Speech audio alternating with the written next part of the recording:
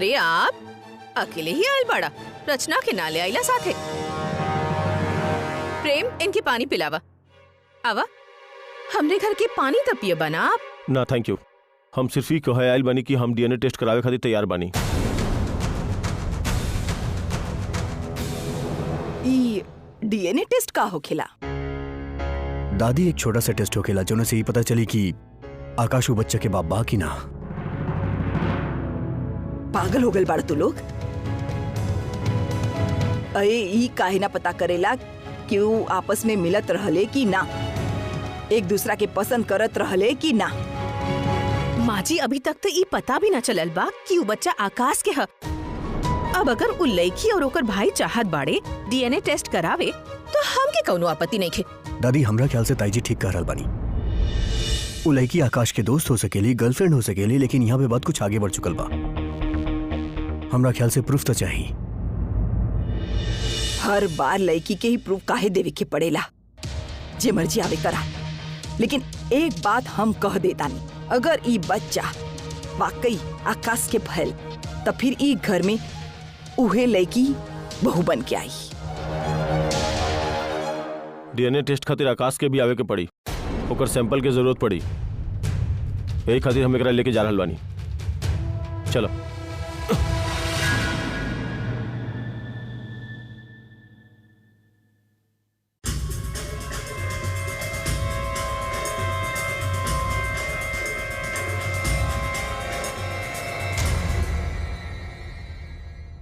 जब DNA test के सुन के माँ जी इतनी नाराज हो गई नी, तो जब भी प्रूफ आई कि ये बच्चा आकाश के ही बा, तब का होगी?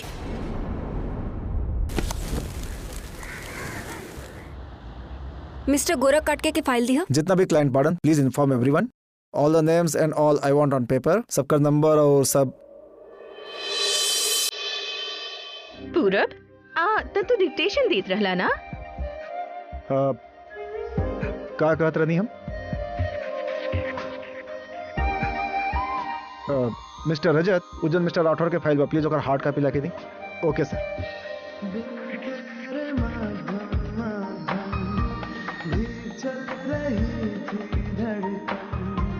जब से मिले हमें आंचल से दे।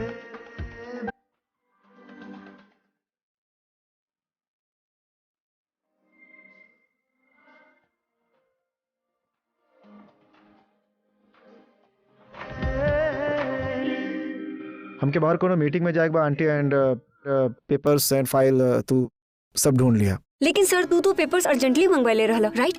हाँ, बट अभी काम जरूरी बा। तू डिक्टेशन देत रहला, ई लेटर तो फिनिश करा। आंटी आके करता नहीं। लेकिन सर, आंटी आंटी आंटी आंटी अब टेल। हम आपसे एक बात पूछे, आप सर के इतना साल से जाने लो, उनका प्रॉब्लम का आई मीन हमसे इतना सड़ काहे जाले हो? जब भी वो बात कर लन हमरा तरफ देखेलन भी ना। का हम इतना बुरा पानी aunty? Why does he dislike me so much?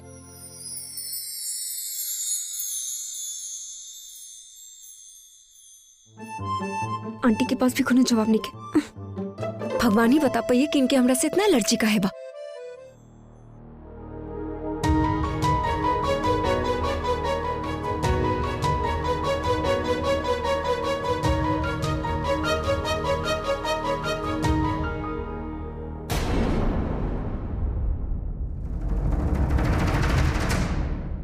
हम जानी ले कि तू हमेशा सच्चाई के साथ देला, लेकिन आज तोहरा के लग रहा होगी कि तू जो कैला ठीक कैला, लेकिन हमके ऐसा ना लगता।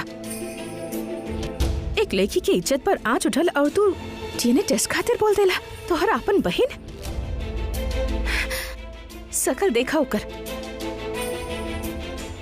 ये तो बिल्कुल ठीक ना कैला, और रेमे हम तोहर साथ ना दे। माँ दरअसल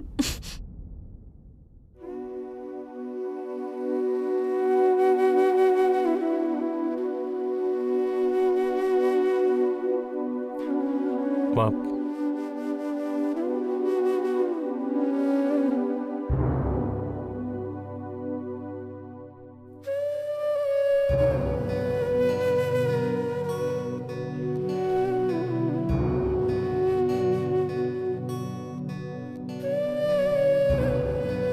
रिपोर्ट्स कब आई?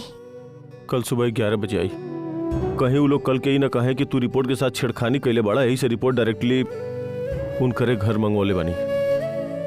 ठीक कहला तू, तोरा के वहाँ अकेले ना जाए के चाही। ए लिए हम सोचत रहनी कि अगर हम चली तोहरे साथ। प्रज्ञा, ये हमार काम बा, हम क्या अपन हिसाब से करे दा। लेकिन प्रज्ञा सुरेश, प्लीज, ये बार तू हमारी बात सुनबू। अब यही बात की इंतजार बा, बस वो रिपोर्ट आ जाए।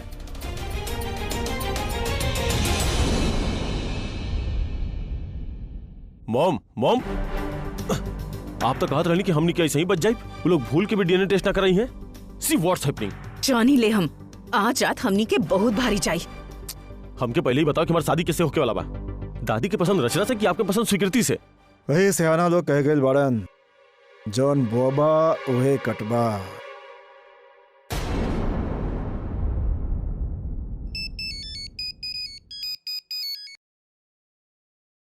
हाँ साहब। सुना, आज रात के हम ऑफिस ना आए तो सब दरवाजा एंड ऑल सब कुछ बंद कर दिया ढंग से, ठीक बा? साहब ऑफिस तो खुलल बा, वो बुलबुल मैडम काम कर रहल बाड़ी ना, वो जैसे ही जाइए हम सब चेक करके फिर लॉक कर दे। ठीक बा। बुलबुल इतना रात के ऑफिस में क्या कर रहल बाड़ी? कहीं हम गलती तो ना कर देनी आंटी की बात मान के? कहीं फिर से कोनो पेपर चुरा के राइवल्स के देवे के चक्कर में तो ना पड़ी?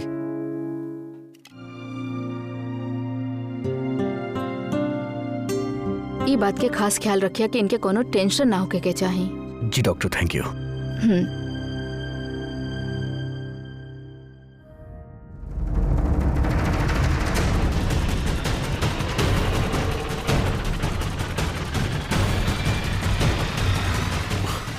हमरा के जौन करे के होखेला ना हम हमेशा करेली, और तोहरा के भी कबो कोनो चीज से ना रोकले बानी हम आकाश।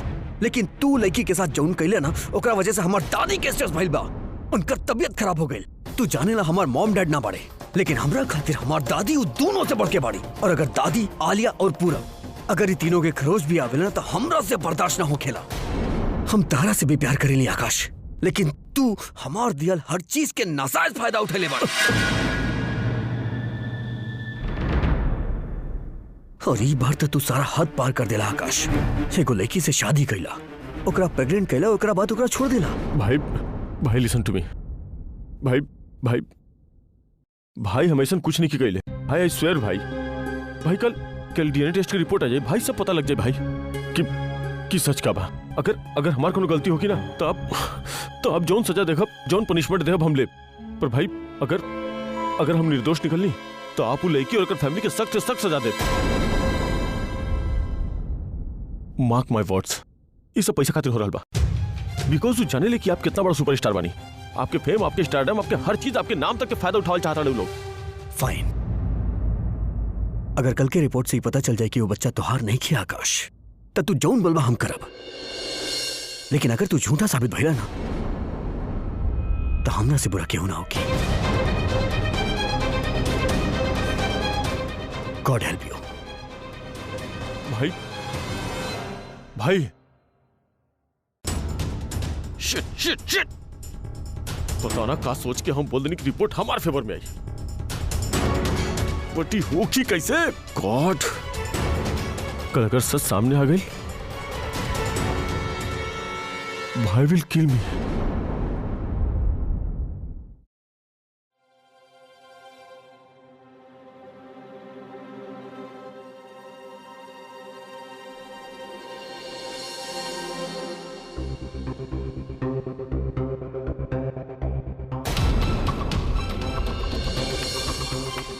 ये तो हमारा नया प्रोजेक्ट के फाइल बा, मतलब फिर से चोरी।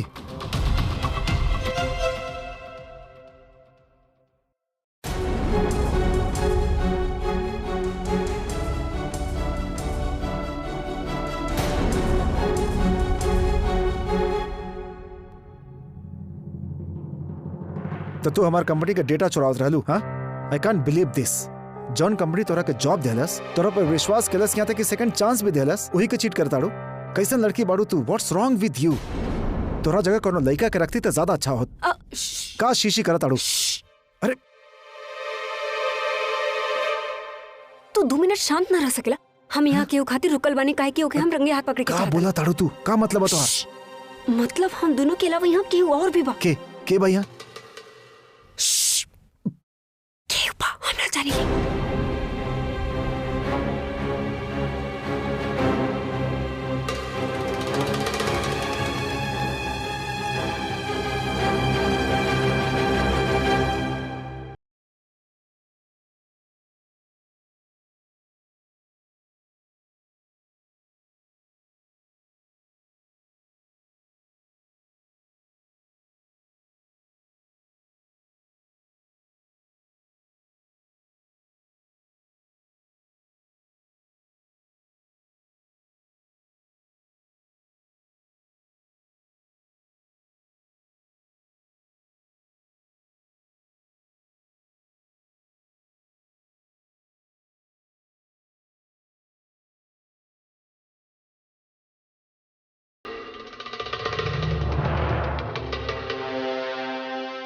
रुका।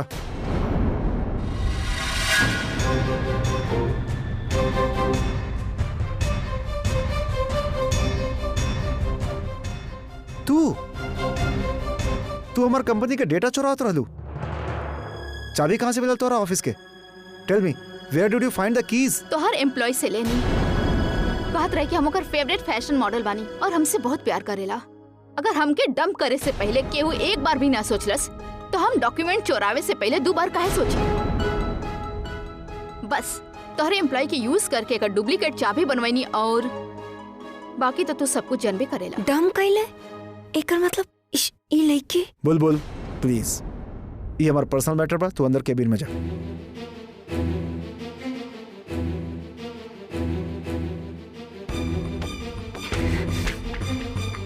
तो ई लइकी की वजह से हम पे शक कैलस, पूरा बोकरा के डम कैलस और ई लइकी बदला लेवे खातिर सब डॉक्यूमेंट चुरालस और बीच में हम फंस गईली। और ये आदमी भी ना बिल्कुल वैसन बा जैसन हम सोचिले। इडियट लड़की बाड़ू, इसे छोड़ा था नहीं। और हाँ, अभी से तो दूर रख ले बानी हम तोहरा के। आज के बाद से हमारे ऑफिस से भी दूर रहिया। तोहरा जैसे लेकिन के अभी से दूर ऐसे रखिला कि तू फायदा उठावे लो, तबे हम अभी के तोरा से मिले ना देने। Get it?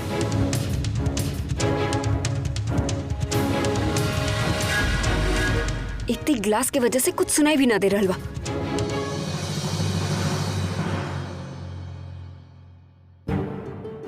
एक तो ओकरा के धोखा देलस और जब ये लड़की इतना रो रहल बिया त एकरा कोनो फर्क ही ना पड़ रहल बिया। हाउ रूड ही कैन बी। हमके तब बात समझ में ना आवेला, लड़की सब ऐसे रूड आदमी अब पत्थर दिल से प्यार ही काहे कर ली। अगर एकरा जगह हम होती ना तो ना हम काहे होती लड़की के जगह। हम भी का सोच रहल बानी। अगर तू लाइफ में कबो केहू से प्यार कैले होता ना तब तू हमार हालत समझता। प्यार लगोले बड़ुआ। अगर 1% भी तू अभी से सच्चा प्यार करी लो ना तो तू ओकरा के फोर्स ना करबू खुद से प्यार करे खातिर। कहे से कि प्यार केहू से जबरदस्ती ना करवाई जा सकेला। And I hope you get that clear. Now leave. भगवान करे तोहरा के कोनो दिन केहू से प्यार होके और तू ओके आपन ना बना सका।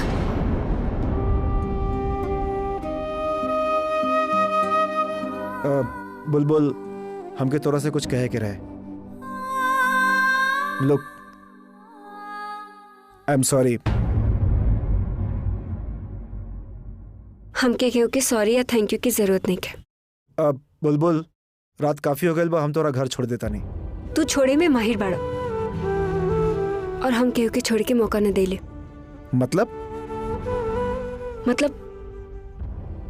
हम घर पे इन्फॉर्म कर देले बानी, केहू ना केहू हमके ले जाए आवते होके। बुलबुल प्लीज 1 मिनट हमारी बात तो सुना। देखा, हमके थैंक यू बोले के रहे तोहरा के। हम ये सब तोरे खातिर न कहनी। हम बस इतना साबित करे चाहता नहीं कि हम चोर ना बनी। आई होप तू कल ऑफिस आईबू। अब हमके यहाँ काम ना करे के बा, हम ना आइब। बुलबुल बुलबुल बुलबुल। हाँ।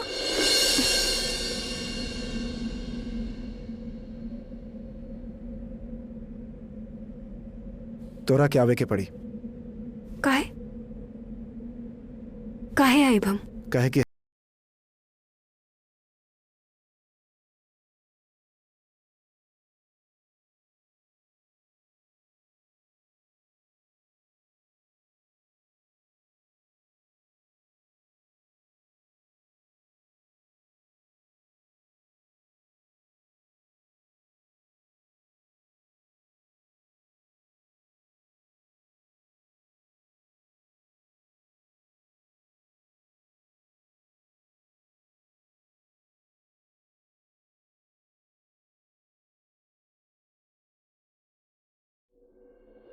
सुरेश तू यहाँ?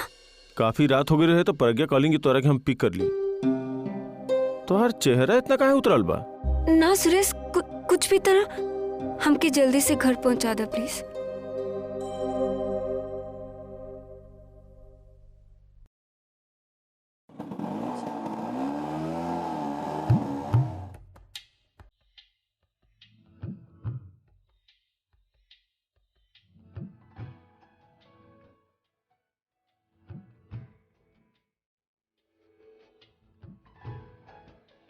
बुलबुल तो हमारे ऑफिस के बचाए के कोशिश करत रहली और हम बिना कुछ सोचले समझले ओकरा के गलत समझनी।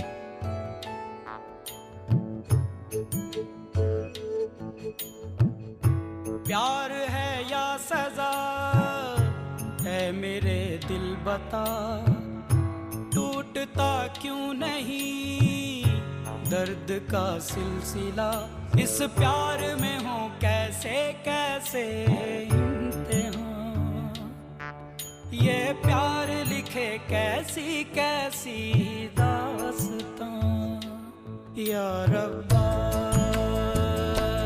दे दे कोई जान भी अगर, दिल भर पे हो न दिल भर पे हो न कोई असर हो, या इता बुलबुल के बा दे दे कोई जान भी अगर, दिल भर। हम क्या अजीब काहे लग रहल बिया? बुलबुल प्लीज, ये हमार पर्सनल मैटर बा, तू अंदर केबिन में जा। बात तो पूरा वो लड़की के बीच में होत रहल, तो फिर हम काहे? टूटता क्यों नहीं? जब वो लड़की पूरब के हाथ पकड़े रहल तो हमके वो लड़की खातिर बुरा लग रहल कि खुद खातिर? बुलबुल हाँ।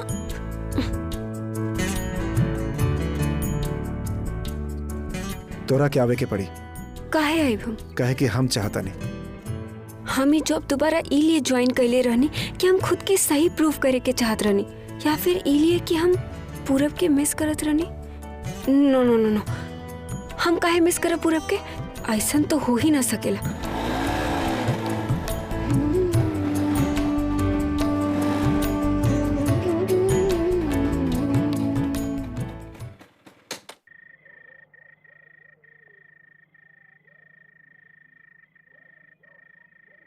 बुलबुल का भाई तू ऐसे रो काहे रहल बाड़ू?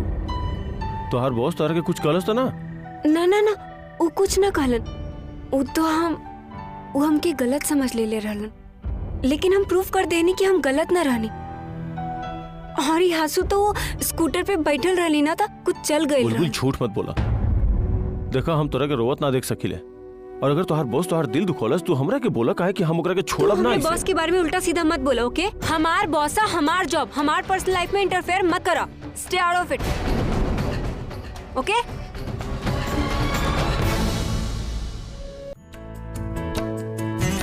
स्टे आउट ऑफ इट मतलब जरूर कुछ न कुछ ऑफिस में भइल बा। बुलबुल तू कितना भी छुपावे के कोशिश करा, लेकिन हमसे अपन उदासी ना छुपा सकेलो। काहे कि तोहार दुख देख के हमके अब भी काहे फर्क पड़ रहा बा।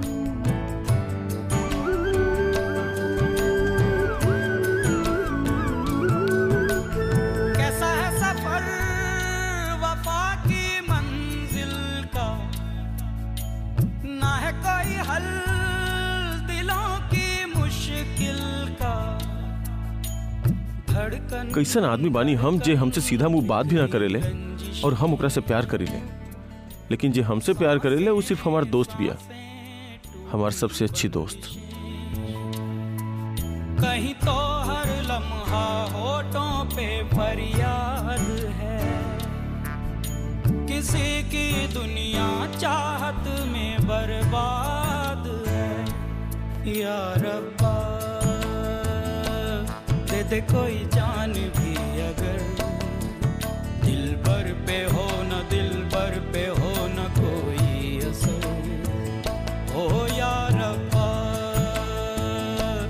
दे दे कोई जान भी अगर, दिल भर पे हो। ना प्रज्ञा और ना हम आकाश के घर जाता नहीं। रिपोर्ट अइले से पहले वहां के पहुंचे के बाद। सुरेश प्लीज, हम साथे चलत बानी ना तोहरे। प्रज्ञा, अगर प्रज्ञा कह रहल बिया तो साथ ले जाओ रखे। उ साथ रहे तो हमके भी चिंता कम रही।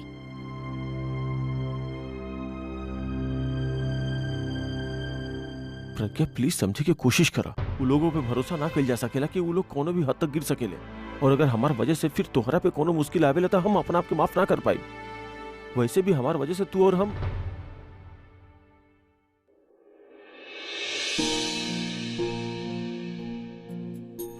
ठीक बा।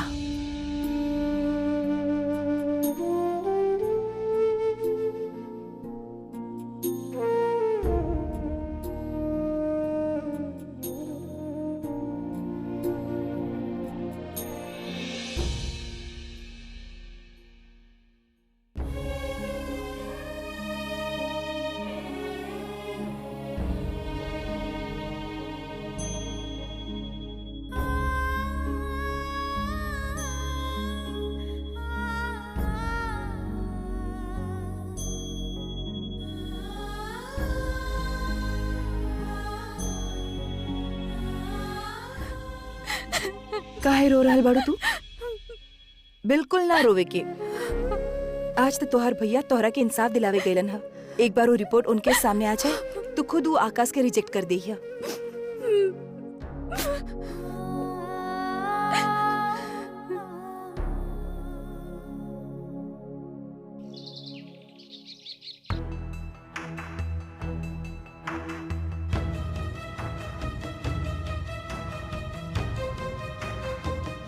गुड मॉर्निंग अभी। Good morning.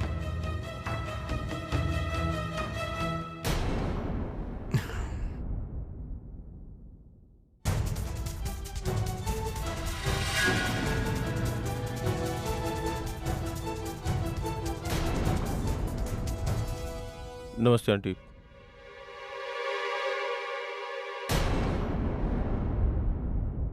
नमस्ते बेटा जी। नमस्ते दादी जी। अब बैठा। दादी जी हम ठीक बानी, बस वो रिपोर्ट आ जाए बस। देखा बेटा, जौन बात हम ओ दिन कहले रहनी उहे बात हम आज भी करहल बानी कि अगर रिपोर्ट से यही साबित हो गइल कि आकाश यू बच्चा के बाप ह तो यकीनन आकाश के शादी तोहरे बहन से ही कराई। जौन छत के नीचे हमार सब बच्चा पलल बानी, उ छत के नीचे हम झूठ के कबो न पले दे। थैंक यू दादी जी।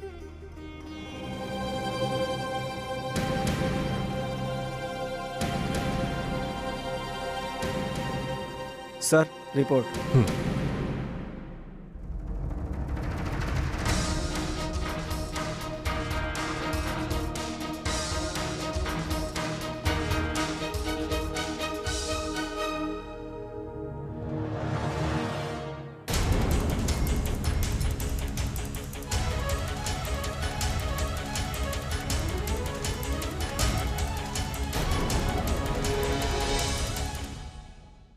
का लिखल बा?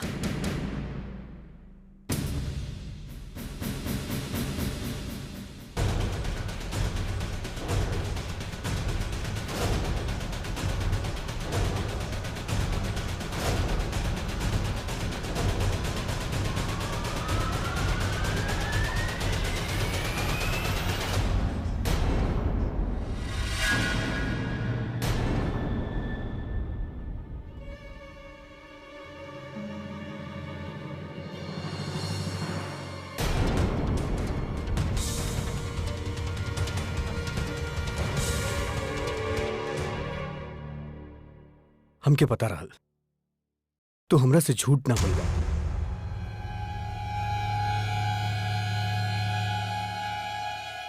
इनके बहन के बच्चा के बाप आकाश ना के हुआ और बाप।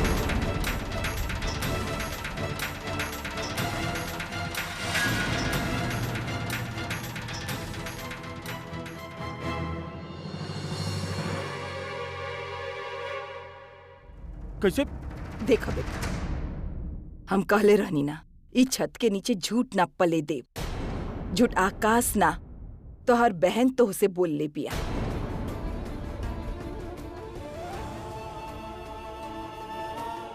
अब रिपोर्ट में साफ साफ लिखल बिया आकाश वो बच्चा के बाप नहीं खे।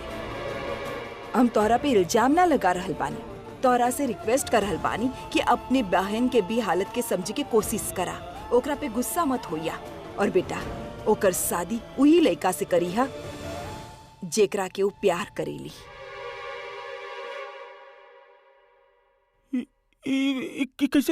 कैसे हो सकेला? वो तब रज्जू हमारे से कभी झूठ ना बोल सकेला। वो आज तक हमसे कभी झूठ नहीं के बोले। लेकिन प्लीज हमके एक बात समझावा, तू का कहले रिपोर्ट के साथे? देखा हम रज्जू के अच्छा से जानी ले, अगर तू ओकरा से शादी ना कहले होता तो वो इतना बड़ा कदम कबो ना उठावत। और अगर डीएनए टेस्ट देहलस तो सबसे बड़ा सबूत बा हमरा खातिर। और रिपोर्ट में चाहे कुछ भी लिखल होके, लेकिन हम जाने कि बच्चा तोहार है। और अगर बच्चा तोहार है तो रिपोर्ट गलत कैसे हो सकेले?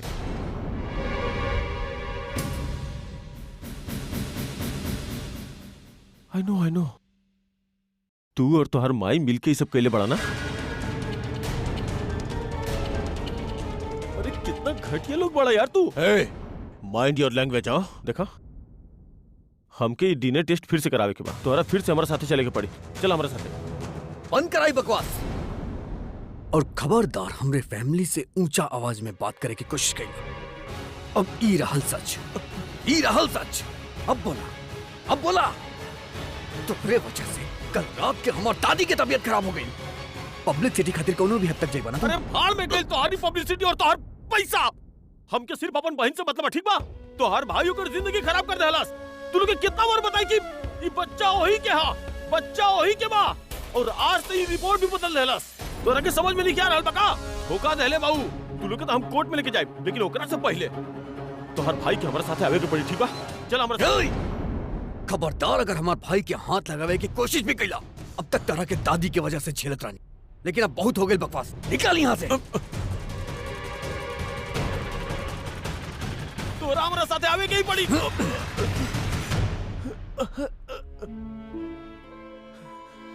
और अगर दोबारा हमरा घर के आसपास भी दिखला ना तो तू अपन पैर पे वापस ना जाए।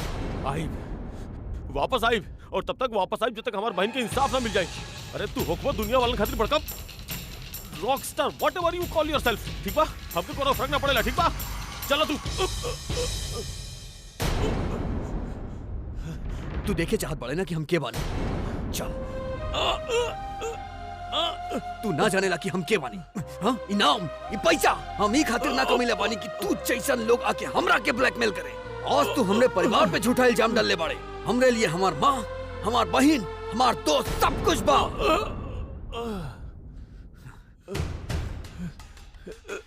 अब तू देख बे कि हम के बानी। देख हम क्या बानी, देख हम क्या बानी।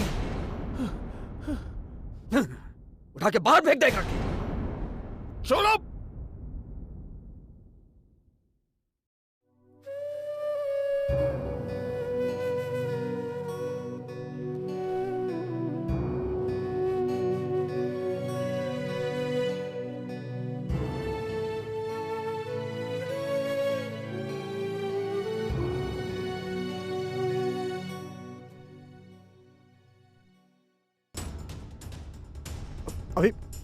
अभी तू का हाल कैला यार होकर? अरे ऐसे क्यों मारे जाके होके? बर्बाद कर दे वो हम पूरा। भाई देखा हमारी बात सुना, ऐसे इस सब मत बोला भाई प्लीज। तू ओकरा कुछ ना कर पूरा। तू जाने ला ना हमरा के।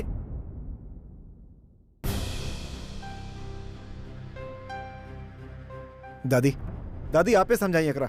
अभी केहू के समझेला पे समझे वाला नहीं खे। तोहरा के पता पाना कैसन बाई, जब केहू के साथ अच्छा हो खेला तो बहुत अच्छा हो खेला। जब एक बार कोई एकरे आंख में खटक जाए तब फिर ओकरा के तो भगवान ही बचाए। Mom! You are awesome! You are magician! Oh God! I'm so relaxed. Mom, पता बा हम का सपना देखी? कि भाई हमके जूता मार के घर से बाहर निकाल रहल बा। टॉप ऑफ दैट आप भी हमके गाली दे रहल बा। मॉम, ये आप कहलू कैसे? तू तो रहे ही था बेटा, तोहरे समझ में ना आई। अगर तोहरा में इतनी अकल हो तो का बात रहल। मॉम बताओ ना। अरे बड़ा आसान रहल।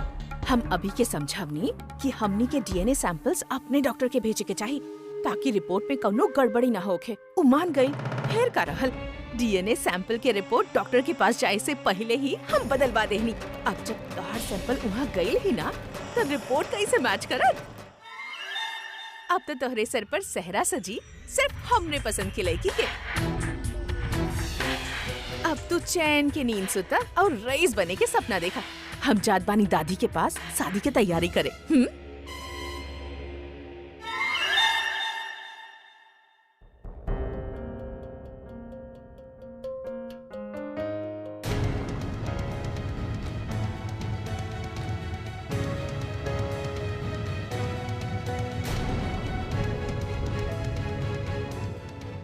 सुरेश का भइल तू भैया। हाथ सुरेश सुरेश का भइल का भाई सब ठीक तो बाड़े ना? अरे एकरा के तो हम लोग तो बेटा आजा आजा आराम से। तू जाके फर्स्ट एड किट लेके आवा जल्दी। हाँ आराम से आराम से आराम से। बैठा। लेकिन वहाँ भइल का सुरेश? अभी अभी के घरे गई रहनी।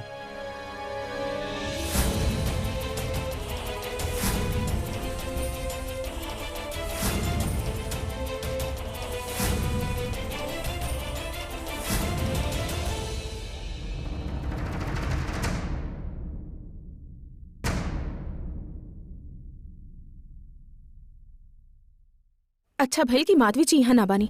वो मंदिर गइल बानी। अगर वो सुरेश के ऐसन हालत में देख ले होती तो पता ना।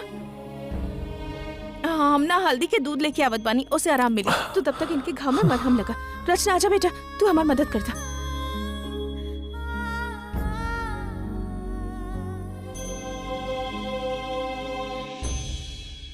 वो अभी ना इतना घटिया इंसान बा, रॉकस्टार होके अपना घर पे। एकर मतलब ये थोड़ी है कि केहू के साथ कुछ भी करे। इडियट हो।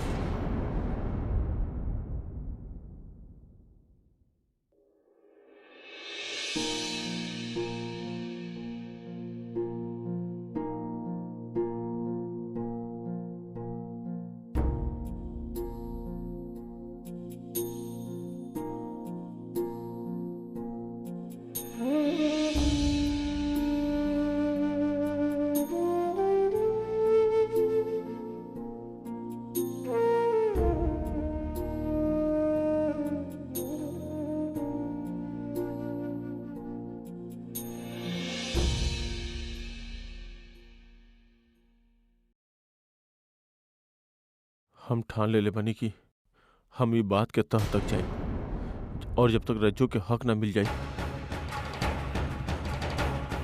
हम हार ना माना।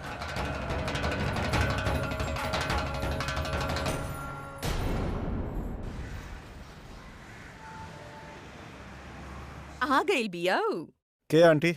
उहे जेकरा आँख में आँख डाल के तू बात न कर सकेला, बुलबुल। आंटी प्लीज ऐसा कुछ नहीं खे। आप प्लीज आके हमारे सर में मसाज कर दी जैसे हमेशा करे नहीं। दर्द से फटत जा रहा बा।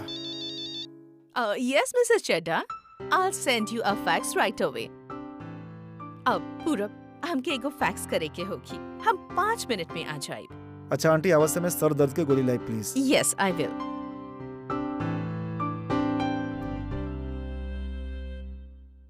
बुलबुल हाँ? ई हेडेक की दवाई पूरब के दे दी है। लेकिन आंटी हमरा के जेरोक्स निकाले के बा। यू डोंट वरी, ई हम कर लेब।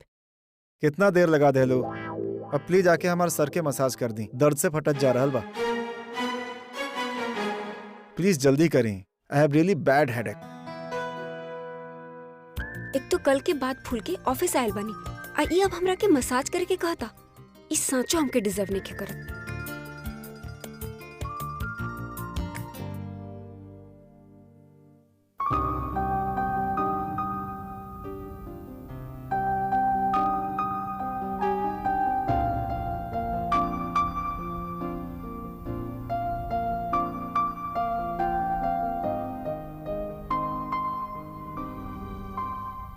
अरे आपके हाथ इतना सॉफ्ट कैसे?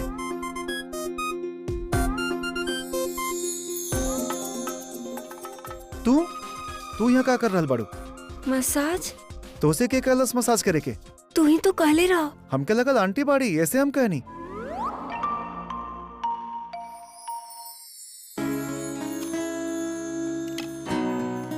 तो तोके बतावे के चाहत रहल तू बाड़ू? हम बतावी वाला रहे कि तो बतैलू कहे ना।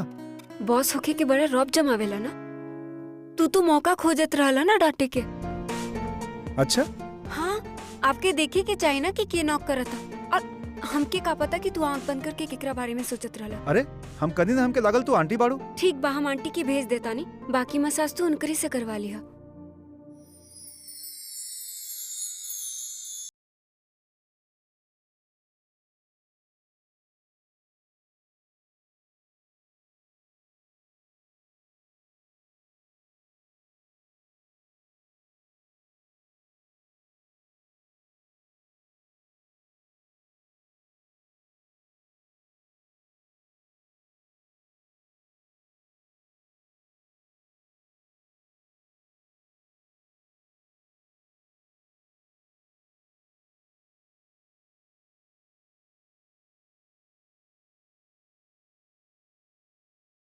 में नहीं खावत। हम जब भी ओकरा सामने जाए नहीं हमके पता ना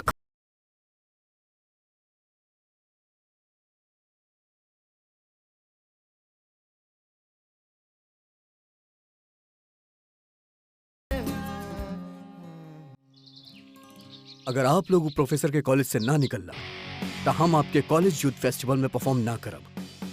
वो प्रोफेसर पब्लिसिटी और पैसा खातिर हमार परिवार के बदनाम करे की कोशिश कई। अगर ओकरा काम से ना निकलना तो ई कॉलेज के बदनाम करे खातिर हम कोनो कसर ना छोड़ब और हम जो कहेली वो करके दिखावेली। हम आपके बात समझता नहीं सर, लेकिन कोनो प्रोफेसर के ओकर पर्सनल मैटर के वजह से कॉलेज से कैसे निकाल सके नहीं? आप सही कह रहे हैं। It is personal. I want him out of you.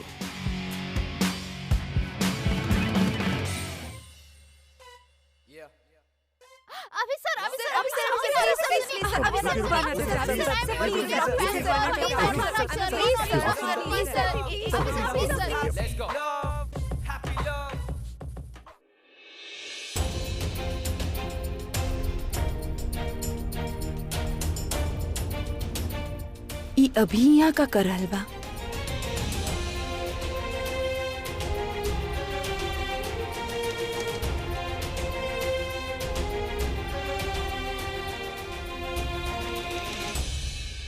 एगो बात बताएं कि वो रिपोर्ट गलत कैसे हो सकेले?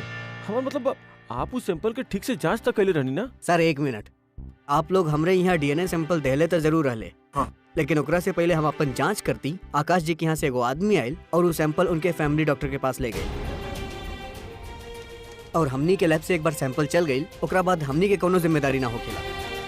बाहर जाके तो केहू भी सैंपल बदल सकेला, ओकरा खातिर हमनी थोड़ा रिस्पॉन्सिबल बनी।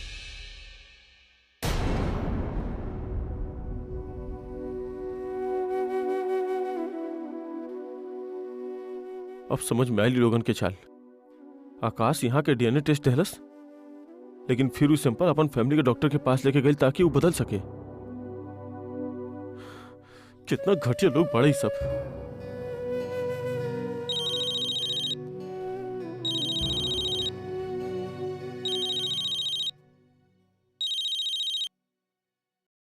हाँ प्रज्ञा। सुरेश तू जल्दी कॉलेज आ जा। प्रज्ञा हम अभी कॉलेज ना आ सकिले और हमके पता चल गया कि रिपोर्ट गलत काहे रहल। अब हम वो लोगन के ना छोड़ब। अभी हमके यही वक्त आकाश के घरे जाए के बा। सुरेश हम वो बाद में संभाली, तू पहले कॉलेज आ जा। प्रिंसिपल सर के कोनो अर्जेंट काम बा तोरा से। पर प्रज्ञा हम ठीक बा, हम आवता नहीं।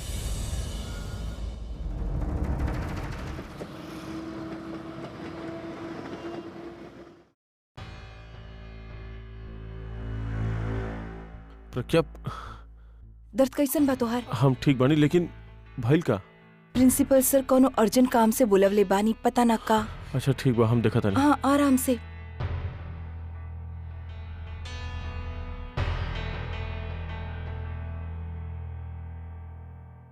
मे I come in sir? I Mr Srivastava.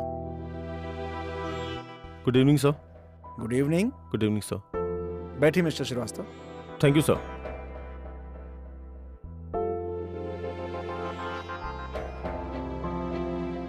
सर आप हमके बोलौले रहनी? आपके बहन के बारे में हमनी जॉन को सुन ले बानी। It is very disturbing. और कल अभी के घर जाके आप जौन तमाशा कहनी वो हमके पता चलल, लेकिन शायद आपके ई पता नहीं खे कि ए कॉलेज के ट्रस्टीज अभी के बहुत अच्छा तरह से जाने लगे और अभी ए कॉलेज के यूथ फेस्टिवल में परफॉर्म करे वाला बा।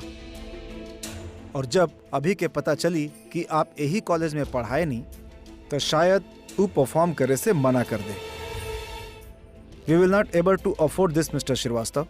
और प्लस आपके सिस्टर के प्रेगनेंसी और आपके ऐसे अभी के घर जाके तमाशा कैल, एकरा वजह से कॉलेज के रेपुटेशन दांव पर लग चुकल बा। इसलिए हम चाहता नहीं कि आप अपन रेजिग्नेशन हमके दे दें।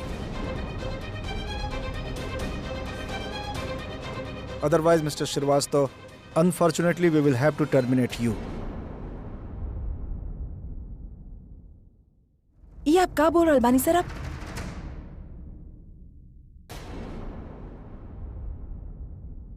आई am sorry to interrupt but sir आप इस स्टेप कैसे ले सकेले? सुरेश ई कॉलेज के बेस्ट प्रोफेसर में से एक बानी। ये अपन जिंदगी दे देले बानी कॉलेज के।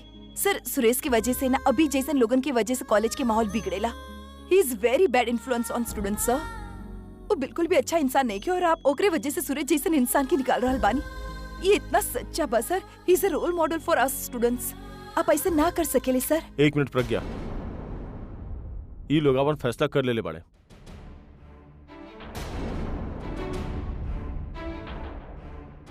सर ही रहल हमार फैसला, माई रेजिग्नेशन। सुरेश तू ऐसे सुरेश अब हम एजा ना पढ़ा पाई, काहे कि ये लोग में और हमरा में जमीन आसमान के फर्क बा। हम लइकन के जमीन पे रह के आसमान के छुए सिखावल चाहतनी, लेकिन ये लोग लइकन के उस सितारा दिखावल चाहत जेकर नाम अभी है, लेकिन ओकर चमक ओकरो से भी ज्यादा झूठा बा।